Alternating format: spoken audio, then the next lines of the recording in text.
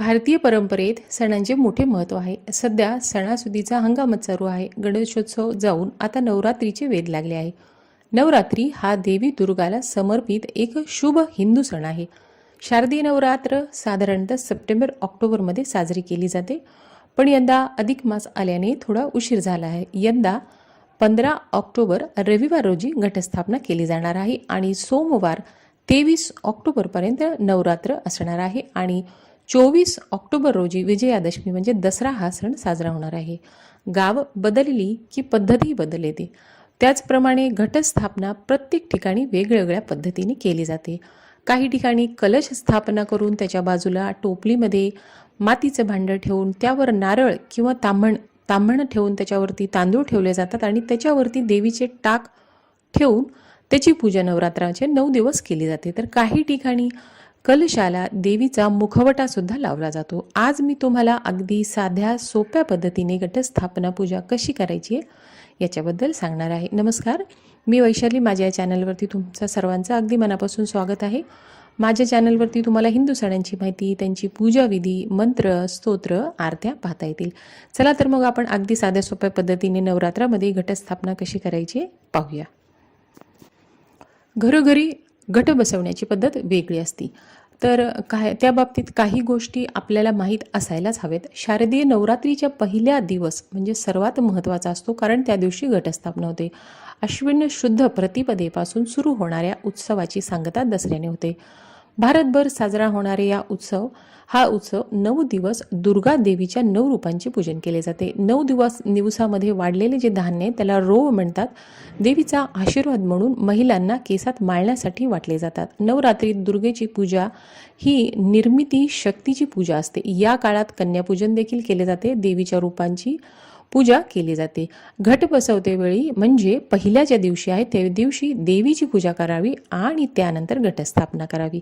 आता देवीची पूजा करण्यासाठी तुम्हाला सर्वप्रथम देवीची मूर्ती, टाक, फोटो काय असेल तर तुम्हाला तिथं एक चौरंग किंवा पाट मांडून घ्यायचा आहे. त्याच्यावरती लाल कपडा अंथरून घ्यायचा आहे, रांगोळी काढून घ्यायची आहे, समय लावून घ्यायचे. देवीचा फोटोवर तुम्ही चुनरीसुद्धा घालू शकता. आणि प्रथम तुम्हाला गणपती बाप्पाची स्थापना करायची. थोडे मुठभर तांदूळ घेऊन त्याच्यावरती तुम्हाला गणपती बाप्पाची स्थापना करून गंध फूल, अक्षता, लाल फूल वा गुळ खोबऱ्याचा नैवेद्य दाखवून गणपती बाप्पाची पूजा करून घ्या. त्याच्यानंतर तुम्हाला देवीच्या फोटोची पूजा करायची. आता तुमची कुलदेवी जे कोणती असेल, आता इथे जो मी फोटो मांडलेला आहे तो तुळजापूरच्या आई भवानीचा आहे. आमची कुलदेवी ती आहे, त्याच्यामुळे मी याची पूजा करते. तुमची कोणती कुलदेवी असेल त्याचा फोटो टाक तुम्ही मांडायचा आहे आणि त्याची प्रथम तुम्हाला पूजा करायची. लाल फूल असेल तर ते आवर्जून देवीला वाहाच या दिवशी नवरात्रात. आणि त्याच्यानंतर तुम्हाला घटस्थापना करायची. आता घटस्थापनाची विधी आहे तर तुम्हाला मी पहिले सांगितले की प्रत्येक ठिकाणची वेगवेगळी पद्धत आहे. आता तुम्ही पहिल्यापासून जर मातीच्या भांड्यामध्ये घटस्थापना करत असाल तर तुम्ही तसं करा. इथे मी तुम्हाला साध्या आपल्या तांब्याचा जो कलश असतो त्याच्यामध्ये घटस्थापना, त्यालाच मी या तांबण्यामध्ये ठेवून धान्य पेरणार आहात तिथं त्याचीच स्थापना करणार आहे. घटस्थापना करताना घट आपल्याला पाटावर किंवा चौरंगावर मांडला पाहिजे. आता तुमचे देवघर जर मोठं असेल, तिथे समोर जागा असेल तर तुम्ही तिथे पाट मांडून तुमची टोपली, परात तुम्ही ज्याच्यामध्येही घटस्थापना करणार आहात ते तुम्ही तिथे ठेवू शकता. पण माझ्या पूजेमध्ये तुम्ही माझ्या व्हिडिओज पाहिले असेल की माझे देवघर लहान आहे, तर मी खालीच कलश स्थापना करते आणि कोणती अशी पूजा मांडणी करायची असेल तर देवघराच्या बाजूला पाट किंवा चौरंग मांडते. तुमचं देवघर लहान असेल तर तुम्ही सुद्धा पाट किंवा चौरंग मांडून घ्यायचं आहे आणि त्या पाठाखाली किंवा त्याच्यावरती स्वस्तिक जे सौभाग्याचे चिन्ह मांडले जाते ते स्वस्तिक चिन्ह काढा किंवा छोटीशी रांगोळी काढून तुम्हाला त्याच्यावरती प्रथम हळदी कुंकू व्हायचं आहे आणि चौरंगावरती त्याच्यानंतर लाल वस्त्र अंथरून घ्यायचं आहे आणि ते वस्त्र अंथरल्यानंतर तुम्हा टोपली किंवा परात असे याच्यामध्ये तुम्हाला माती घालून त्यावरती सप्तधान्य पेरायचे. आता सप्तधान्य 9 धान्य किंवा काही ठिकाणी गहूसुद्धा पेरले जाते. तुमची जशी प्रथा आहे त्या प्रकारे तुम्ही करा. आणि पहिल्यांदाच जर तुम्ही करत असाल तर तुम्हाला सांगते की जव, गहू, तीळ, मूग, हरभरा, बाजरा असे धान्य जे आपल्याला भेटतात बाजारामध्ये तुम्ही असे वेगवेगळे आणून मुठभर थोडेसे घ्यायचे आहेत आपल्याला, तसे सुद्धा तुम्ही पेरू शकता किंवा बाजारामध्ये यावेळेस तुम्हाला मिक्स करून थोडेसे भेटतात ते सुद्धा आणून तुम्ही घटामध्ये टाकू शकता. तर हे सप्तधान्य जे आहे ते घ्या किंवा गहू घेतले तरी सुद्धा तुम्ही चालेल. तर ह्याची तुम्हाला या मातीमध्ये तुम्हाला हे टाकायचे आणि यामध्ये तुम्हाला मधोमध असा कलश ठेवायचा. आता कलश तयार करताना तुम्हाला त्यामध्ये शुद्ध स्वच्छ पाणी घ्यायचं आहे. हळदी, कुंकू, सुपारी, अक्षता, दुर्वा आणि 1 रुपयाचं नाणं त्या कळशामध्ये घालायचं आहे आणि कळशावरती तुम्हाला कुंकवाने स्वस्तिक काढायचे, त्याच्यावरती 5 बोटेसुद्धा काढायची आणि कलशावरती तुम्हाला नागवेलीची किंवा आंब्याची पाने ठेवून त्याच्यावरती तुम्हाला नारळ ठेवायचा. आता स्वस्तिक चिन्ह हे शुभ मानले जाते, त्याच्यामुळे तुम्ही पूजेला तुम्ही ज्यावेळेस कलश घ्याल तर त्या कलशावरतीही तुम्ही स्वस्तिक चिन्ह काढा आणि नारळ जर तुम्ही ठेवणार आहात जे नारळ तुम्ही त्याची शेंडीवर असावी असे घ्या आणि नारळावर तुम्हाला शक्य झाले तर त्याच्यावरती सुद्धा तुम्ही स्वस्तिक काढून घ्या. आणि हा जो कलश आहे त्या टोपलीवर तुम्ही जे पराती टोपली तुम्ही जे काही घेतलं असेल त्याच्या तुम्ही चौरंगावरती जिथे पाठ ठेवणार आहात तिथे या कलशावरती तुम्हाला या तांबणामध्ये तुम्हाला या मातीवरती हा कलश स्थापित करायचे आहे. आता या कलशावरती फूल, हार, वेणी आवर्जून घाला. दोन्ही बाजूला तुम्हाला समयासुद्धा लावायचे आहेत. घरात परातीत किंवा टोपलीमध्ये पेरलेल्या धान्यावर दिवसातून 2दा अगदी थोडे थोडे पाणी तुम्हाला घालायचे आणि या घटावर दररोज फुलांची माळ वाहिली जाते. म्हणजे तुमच्याकडे जशी प्रथा आहे तशी करा. दररोज वेगवेगळ्या फुलांची माळ एक एक फूल वाढवून अशी नवरात्रात 9 दिवस या फुलांच्या माळा इथे घटावरती एक वरती असं काहीतरी तुम्ही व्यवस्था करा की जिथून त्याच्यावरती बरोबर तुम्हाला सोडता येईल अशी तुम्हाला ती माळ दररोज सोडायची आहे. नवरात्रीमध्ये आपल्याला काही नियमांचे पालन करायचे, त्याच्याबद्दल आता मी थोडक्यात सांगते की या दिवसामध्ये तुम्हाला मांसाहार अजिबात करायचा नाही आहे आणि चामड्याच्या वस्तूचा वापर तुम्हाला करायचे नाही. जसे की आपण पर्स, बेल्ट, चप्पल हे चामड्याच्या वस्तू असतात त्यांचे वापर तुम्हाला पूजेच्या वेळेस, आता चप्पल तर तुम्ही घालणार आहे पण काही लोक 9 दिवस चप्पल वापरत नाहीत. पूजेच्या वेळेस तुम्ही लक्ष द्या की तुम्ही जसं पुरुष मंडळी बेल्ट घालतात, आपले चुकून पर्स वगैरे हातात असते तर पर्स, बेल्ट या गोष्टी तुम्हाला चामड्याच्या पूजेच्या वेळेस तुमच्या जवळ नसाव्या. या 9 दिवसामध्ये आपल्याला केस कापायचे नाहीत. अखंड जीवात जर तुम्ही तेवत ठेवला असेल तर तुम्हाला गाव सोडून जायचे नाही. घर जर बंद करायचे, आता सगळेजण जर कामानिमित्त बाहेर पडत असतील तर घर बंद करावेच लागते. त्यावेळेस तुम्ही दिवा मोठा घ्या आणि जर तुम्ही दिवा ठेवत असेल तर त्यात भरपूर तेल घालून ठेवा, म्हणजे तो संध्याकाळी तुम्ही परत येईपर्यंत तो राहील. आणि या दिवसामध्ये घरात शांत आणि प्रसन्न वातावरण राहावे याची तुम्ही काळजी घ्यायची आहे. आणि अजून आणखीन एक नियम असा आहे की 9 दिवस तुम्हाला लिंबू कापायचे नाही. या दिवसामध्ये दुर्गा सप्तशतीचे पाठ करायला विसरू नका. दुर्गा सप्तशतीचे पाठ केल्याने तुम्हाला मनवांछित फलप्राप्ती होऊ शकते.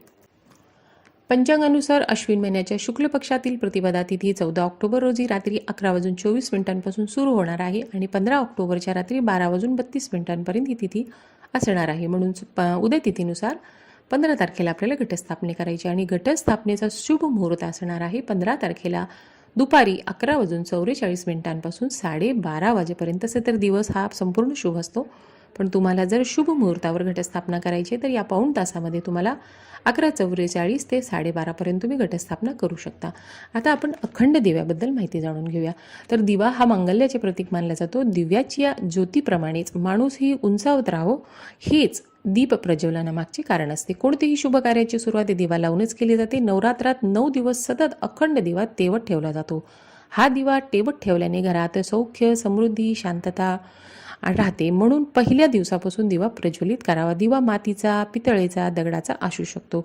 आता तुम्हाला काय काळजी घ्यायची की दिवा जमिनीवर ठेवायचा नाही. दिव्याची म्हणजे दिवा जो आहे ती दररोज तुम्हाला याची सुद्धा पूजा करायची. आता तुम्हाला दिवा खाली नाही ठेवायचा आणि तांदळाच्या राशीवरची अष्टदल कमल जर तुम्हाला बनवता आला तर त्याच्यावरती तुम्हाला हा दिवा ठेवायचा आहे.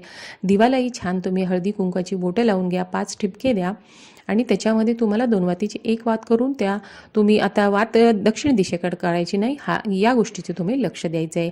आणि तुम्ही जे तेल वापरणार आहात त्याची 1 बॉटल, आता 9 दिवसामध्ये किती तेल लागणार आहे तुमच्या लक्षात येते, 1 बॉटल भरून तुमचा डबा काही असेल ते तुम्ही देवघरामध्ये तिथेच घटस्थापनेच्या बाजूला तुम्हाला हे तेल तुम्हाला ठेवायचे आहे.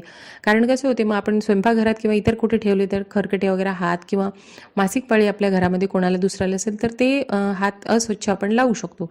त्याच्यामुळे या 9 दिवसात तुम्ही जे तेल वापरणार आहात त्या तेलाची बॉटल, डबा जे काही तुम्ही ठेवणार आहात त्याच्यामध्ये एक मोठी पळी ठेवा, म्हणजे तुम्हाला व्यवस्थितरित्या त्या दिव्यामध्ये तेल घालता येईल. आणि अशा प्रकारे तुम्ही तो तेलाची बॉटल तिथे ठेवून द्यायचा. आता तेलाचा का तुपाचा, तर तुम्ही तेलाचा दिवा लावणार असेल तर देवीच्या डाव्या बाजूला म्हणजे लेफ्ट साईडला ठेवायचा आहे. आणि तुपाचा दिवा जर तुम्ही लावणं तुम्हाला शक्य झाले तर देवीच्या तुम्हाला उजव्या बाजूला दिवा प्रज्वलित करायचा आहे. तर ही आणि दिव्याची जी बात तुम्हाला पहिले सांगितली की दक्षिण दिशेला तुम्हाला करायची नाही आहे. आणि अशा प्रकारे हे छान तुम्हाला दिवा लावून घ्यायचा आहे. आणि आता तुम्हाला नैवेद्याबद्दल सांगते की नैवेद्य तुम्हाला 9 दिवस 9 प्रकारचे नैवेद्य ठेवायचे आहे. पहिल्या दिवस गाईचे तूप, दुसऱ्या दिवस साखर, तिसरा दिवस दूध, 4थ्या दिवशी मालपुवा, 5व्या दिवशी केळी, 6व्या दिवशी मध, 7व्या दिवशी गूळ, 8व्या दिवशी नारळ आणि 9व्या दिवशी खीर. अशा प्रकारे तुम्ही अगदी साधे सोपे घरात भेटणारे पदार्थांचा नैवेद्य 9 दिवस देवीला दाखवायचा आहे. दुर्गा सप्तशतीचे पाठ यावेळेस करायचे. आणि घटाच्या माळाबद्दल सांगते की इथे तुम्हाला पहिल्या दिवशी नागवेलीच्या पानाची माळ तुम्हाला घटावरती सोडायची आहे. आता हे पहा, घटस्थापनेची विधी तुम्हाला इथे मी सांगितली की अगदी साधी सोपी विधी आहे. तुम्ही फळ नैवेद्य ठेवू शकता, खडी साखर ठेवू शकता, सुका मेवा म्हणजे काजू, बदाम, मनुके तुमच्याकडे काही असतील ते ठेवा, दूध ठेवू शकता, दुधापासून बनवलेले पदार्थ ठेवू शकता. आणि अशी साधी सोपी घटस्थापना पूजा तुम्हाला तुमच्या देवघरामध्ये किंवा बाजूला पाट किंवा चौरंग मांडून ठेवायचा आहे. देवी पुढे हळदी कुंकवाचे तुम्ही छोटे छोटे वाटे तुम्हाला दिसत असतील असे तुम्हाला ठेवायचे. आणि अशी छान तुम्ही नवरात्रीची घटस्थापनेची पूजा करा. आणि संपूर्ण पूजा झाल्यानंतर तुम्हाला सर्वांना मिळून जर आरती करता आली, जी घटस्थापना करणार आहात तिने तर करायचीच आहे, पण सर्वांनी जर मिळून केली तर खूप छान. तुम्हाला प्रथम गणपती बाप्पाची, त्याच्यानंतर तुम्हाला नवरात्रीत आपल्या देवीची आरती आवर्जून करायची आहे. दुर्गे दुर्गटभारी ही आरती माझ्या चॅनलवरती तुम्हाला सोमवार ते रविवारपर्यंतच्या सर्व आरत्या भेटतील, तुम्ही ते पाहू शकता. पण ही आरती तर सर्वांना येतच असेल तर ही आरती तुम्हाला करायची आहे. तर अशा प्रकारे घटस्थापना करा. व्हिडिओतली माहिती आवडली तर सबस्क्राईब करायला विसरू नका. आणि तुमचे काही प्रश्न असेल तर मला तुम्ही विचारू शकता, त्याची उत्तरे देण्याचा मी प्रयत्न करील. धन्यवाद.